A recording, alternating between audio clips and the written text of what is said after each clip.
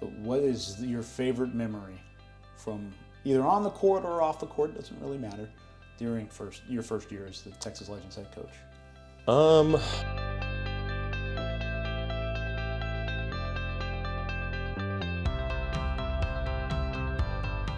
All right, Coach, let's start things off. It's almost been an entire year since you were named the head coach of the Texas Legends. I mean, what has this year been like for you, and what sticks out now 1 year down the line? yeah, it's been a really fast-paced year. Honestly, it's insane to look up and see where I am and look back on that entire year, but it was such a year of learning, and to look back and reflect on my growth, the opportunity I was afforded was tremendous. In terms of growing my voice, learning a lot more about the G League, working with the staff, growing closer with them and players, and just helping this organization in a different way, I think has just been a very eye-opening experience for me. Was it exactly what you expected to a certain extent, and what stuck out in a way that maybe you didn't expect? Yeah, I think, I spoke to a lot of people about the position, just kind of what the G League entails, and so I kind of knew what I was in for, but even though you don't really know until you experience it, and so, things happen fast, and you really have to just kind of think on the fly, which is like one of the best things about the G League, is it testing you and your situational focus and awareness to make quick decisions. So that's one thing I was super fortunate for. I remember in one of our pregame talks really early in the year, you talked about finding a coaching voice and finding your voice on the bench, on the sideline, and allowing that to kind of grow as the year went on. Mm-hmm. Did that finally hit a point where you were comfortable with? And at what point in the season did you feel like you hit that point? Yeah, honestly, I think I hit that point around the showcase or just after it, kind of in that period of time. I think everybody always has coaches they want to emulate and take things from, as you should, but you have to be yourself as well. And so for me, just being thrown in the fire in this way, you kind of learn it on the fly. Like, there may be things I wanted to do that just don't necessarily work as well with the style that kind of came out and was on display. And so for me, I felt a certain level of intensity as a coach, and it was something I enjoyed. It was something I think our players handled really well, and obviously just trying to take the time and find ways to continue to learn from it, continue to hone it and control it, and help just be more effective for my players. You talked about your style and how it could be different from other coaches that you emulate. How is your style different? Yeah, I think my style it's really interesting because I'm a super young guy. I like to get out on the court. I like to be around with the guys. I like to laugh and joke, but there's almost like a switch on and off. And, even when that switch is on and I'm a little bit more intense, I think everybody knows that I'm trying to do it from a place of care and a place of love for my guys and a desire for them to get to where they need to get to. And so in general, whether it's laughing and joking or we're a little bit more serious and a little bit more intense, we understand there's a place for fun in all of this, and it is fun at the end of the day, but it all comes from a place of care. Now, when you talk about caring for your players, this is a league where it's player driven. I mean, it's a lot of ins and outs, and from one day to the next, you're not going to have the same roster, and we talked about that a little bit as well, but I mean, how much of a challenge was that? Not knowing exactly what your team was going to look like, even on a back-to-back from game 1 to game 2. Yeah, it was, again, as I said earlier, one of the biggest challenges is just learning on the fly and reacting on the fly, making those quick decisions, and it forces you to do that to the utmost extent. You got short timeouts, you got players whose names you're just learning, you got players who don't know your plays or your communication and coverages. So all of that forces you to be quicker, more concise and simpler, and it forces you to kind of develop habits and just simple ways of thinking that you can impart to people kind of at any point. What was the moment where you kind of looked up and said, oh wow, this is real? I mean, I'm the head coach of a G League basketball team. Was there ever an aha moment that you had throughout the year? Man, I think for me, when those first couple of practices hit, I was like, man, I'm really doing this. This is insane. And kind of you felt like you were taking that step away from the Mavs and just like kind of having your own team. So it kind of hit me in those moments, and then other times when you just watch film and you you're seeing yourself standing up there and you're thinking about what was your decision-making process and all of those things, and just seeing how your thoughts bleed out onto the court for the players. I think all of those things have kind of just like come to that one moment in the understanding, like, wow, this is really what I'm doing. Did your family or friends ever watch any of the games and kind of say that same thing about, hey, Jordan's out here doing head coaching of a professional team, and see what you've been doing there? For sure. I think they're all super proud, and I wouldn't be here without them and their help and their assistance, their encouragement. And so, I think I reap the benefits. They also reap the benefits of getting to sit back and watch and just enjoy the moment with me. Now, let's talk about the season specifically. I mean, there were times in the showcase, those ups and downs and the streaks of a G League season, where it looked like it might have been another rough year. You're coming off of a year where you're taking over a team that had 7 wins just a year prior. I mean, there was a lot of growth in this team, and you could see it more and more as the year went along, and then almost had a playoff push toward the end there too. I mean, when you look back at the 2023-24 season, what's going to stick out most about the resilience and about really the push that you guys had down the stretch? Yeah, just the roller coaster. I don't know if there's any other way I would have wanted that year to go. Like, it was the best way. I would not have wanted to start that year just dominating and, feeling like everything is great, we're killing it. It forced me to learn more. It forced my staff to learn more. It forced our players to kind of have to look inward and kind of have to find each other a little bit more. And so for us, I think the most important thing is just making it about the players and understanding, like, it is their team. How can we develop that sense of ownership, and how can we guide them to get to where they need to get to? It's not necessarily always about the wins and losses in the G League, as we know. It'd be lovely if all of our guys got 10 days or 2 ways or other things like that, and they left, and maybe we had to go find another roster altogether. That would be the true sign of a successful season too. So, just seeing guys grow, I think, was a lot of fun for me throughout the year, and just continuing to just harp on that ownership and understanding what players' individual goals are, and kind of mending that all into a team goal as well. Would you classify this past season as a success? I would say so, yes. I would say so, and for me, I think the thing that put the biggest smile on my face was seeing Omax play really well and just kind of come into his own and get a rhythm and really just get to play and get up and down the court. Yeah. Let's talk about Omax a little bit. I mean, I talked to him a little bit earlier, and he said he's learned lessons from the legends. He's learned from the finals push for the Dallas Mavericks. He's learned all the way through his rookie season since being a first-round draft pick last year. Where did you see him really elevate his game the most?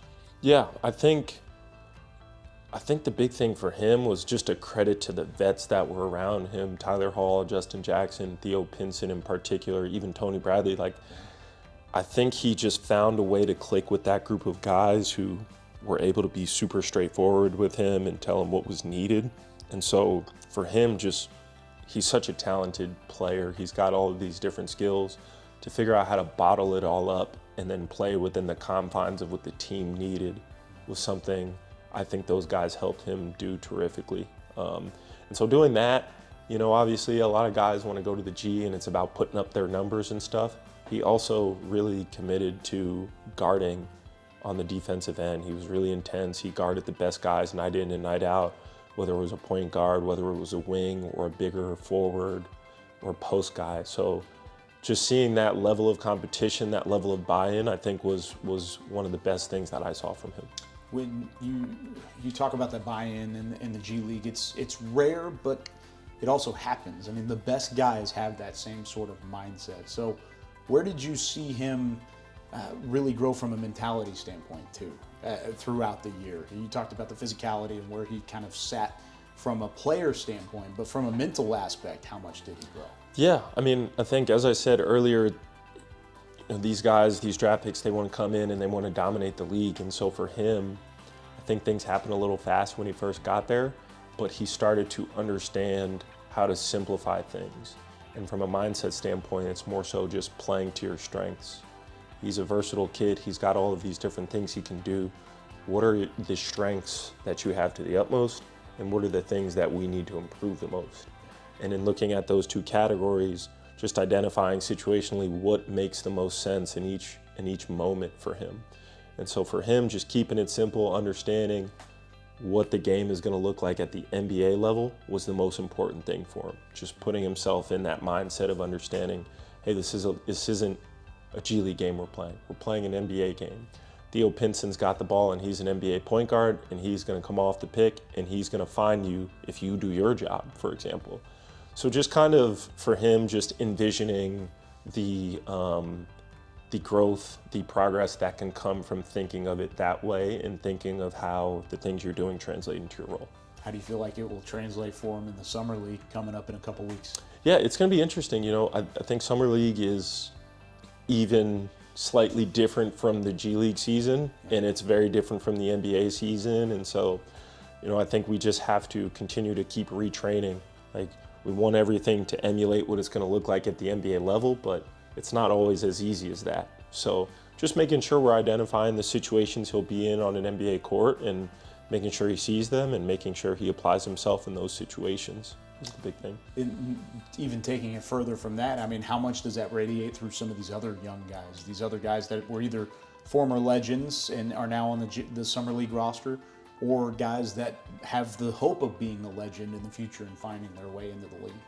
Yeah, I think in general for all of them, they need to understand that, you know, I think it's just something that a lot of G League teams say. Jared Dudley said it today as he talked to the team.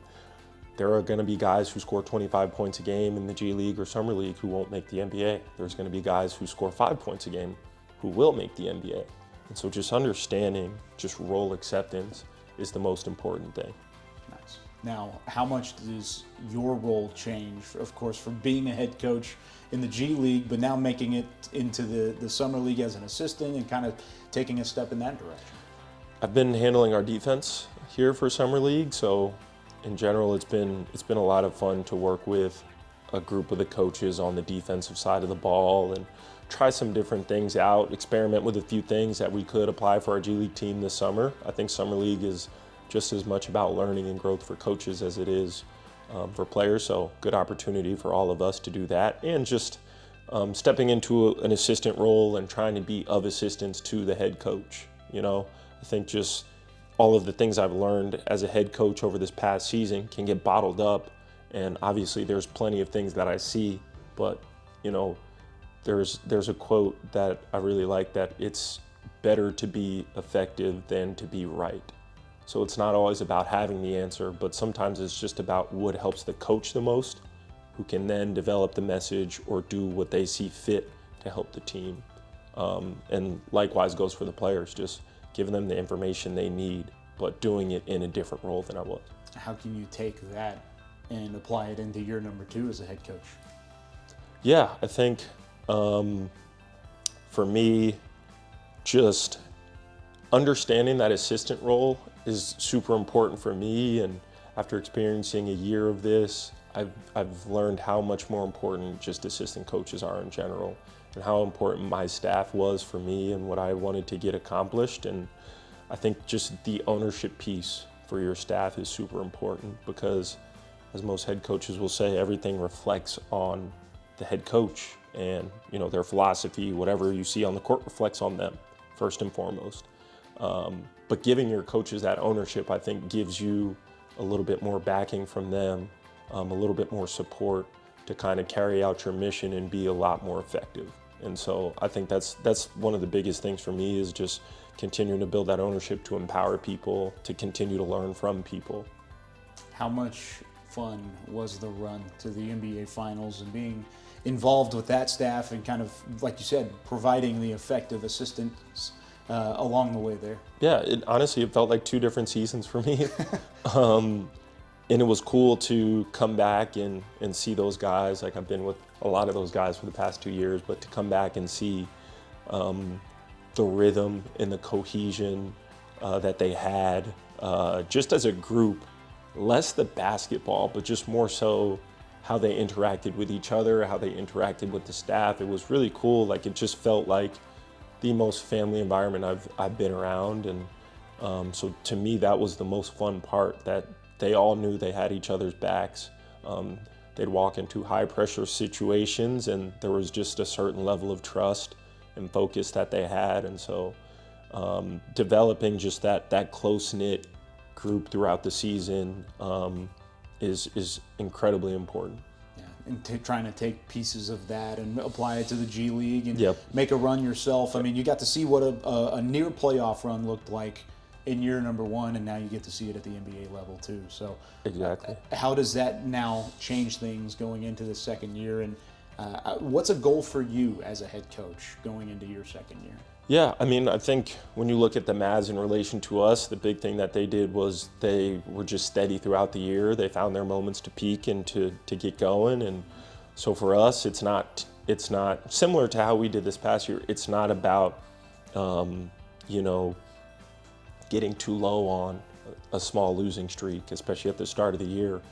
Every single step is about learning and understanding what you can do to get better.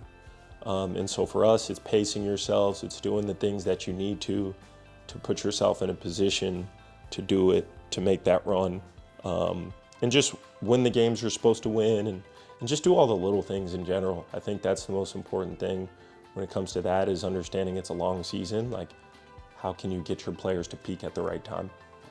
But what is your favorite memory from either on the court or off the court? Doesn't really matter. During your first year as the Texas Legends head coach? My favorite, honestly, would probably be one of the games. It was our Mexico City game in Mexico City, the second one that we won. We were shorthanded on a back-to-back game. The game prior, we had went up, I want to say about 39-13 or 14 in one quarter, and then they slowly just kind of chipped away at the lead. They got their crowd back into the game, and we lost it. And so that second day, we even went shorthanded with a couple players, had a couple minutes restrictions for players, and the resilience of the guys, the ability for them to like just stick together and kind of push through in altitude in an environment where there was 10,000 fans in there who were incredibly loud, versus a very tough and physical team. It was like the jump start to the rest of the season for us, and having a more successful regular season. Very fun. Looking to make some more memories going into year number two? Yeah, I mean, that's what it's all about when you talk about coaching and playing in general, is like the memories are like one of the most important things, the stories, the relationships that come with it. And so with all of that, just looking to meet new people, looking to grow, and looking to learn from any and everybody who's involved with us. Yeah. It's going to be here before you know it. Right Yes. back at the Comerica Center. Yes. Coach, thanks so much. Yes, thank you.